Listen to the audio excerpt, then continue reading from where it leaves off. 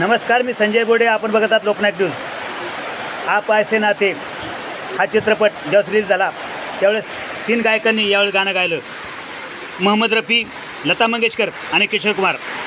तुम्हाला माहिती आहे मला संगीताची खूप आवड आहे, परंतु माझा छोटा भाऊ सुनील बोर्डे यालासुद्धा खूप आवड आहे. त्याचासुद्धा आवाज सेम टू सेम माझ्यासारखा आहे.